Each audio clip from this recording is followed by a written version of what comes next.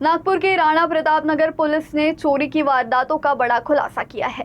Police ने 19 वर्षीय आरोपी आर्यन नंदेश्वर को गिरफ्तार किया है। जांच में सामने आया कि आरोपी 2 नाबालिगों के साथ मिलकर चोरी की वारदातों को अंजाम देता था। पुलिस ने तीनों की संलिप्तता से राणा प्रताप नगर MIDC और बजाज नगर थाना क्षेत्रों में हुई कुल 9 चोरी की घटनाओं का खुलासा करते हुए करीब 3,18,000 का माल बरामद किया है। 23 जुलाई की रात राणा प्रताप नगर थाना क्षेत्र में एक दुकान का शटर तोड़कर नकदी और कीमती सामान चोरी किया गया था। शिकायत के बाद पुलिस ने मामले की जांच शुरू की। पुलिस ने CCTV फुटेज, तकनीकी जांच और गुप्त सूचना के आधार पर आरोपी तक पहुंच बनाई। जांच के दौरान पुलिस ने 19 वर्षीय आर्यन नंदेश्वर को गिरफ्तार किया। पूछताछ में आरोपी ने 2 नाबालिगों के साथ मिलकर चोरी की कई वारदातों को अंजाम देने की बात कबूल की। पुलिस ने आरोपियों की निशानदेही पर राणा प्रताप नगर MIDC और बजाज नगर थाना क्षेत्र के कुल 9 चोरी के मामलों का खुलासा किया।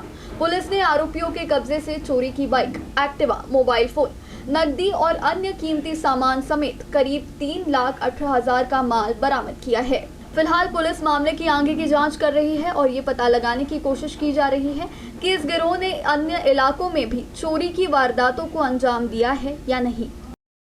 आम्ही आरोपी नामे आर्यन भगवान नंदेश्वर व 19 वर्ष राहणार गिडाम लेआउट वाना डोंगरी नागपूर यास ताब्यात घेऊन कायदेशीररित्या अटक केलेला आहे। सध्या आरोपी हा MCR मध्ये आहे। त्या दरम्यान अशी देखील माहिती मिळाली की या आरोपीसोबत अजून 2 विधी संघर्षग्रस्त बालक देखील गुन्ह्यामध्ये सहभागी आहेत। त्यावरून आम्ही त्यांना देखील ताब्यात घेतलेला आहे। नमूद अनुषंगाने गुन्ह्यात चोरी केलेला मुद्देमाल जप्त करण्यात आलेला आहे।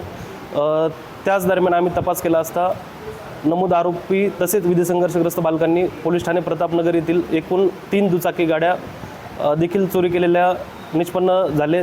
त्या नमूद गाड्या आम्ही रिकवर केलेल्या आहेत। तसेच पोलीस ठाणे MIDC येथे एक वाईन शॉप फोडलेले होते त्यांनी, तसेच एक मोबाईल शॉपीचे दुकान देखील फोडलेलं होतं, तसेच 2 इतर दुचाकी गाड्या देखील चोरी केलेल्या होत्या। असे एकूण 4 गुन्हे पोलीस ठाणे MIDC येथील आम्ही उघड केलेले आहेत।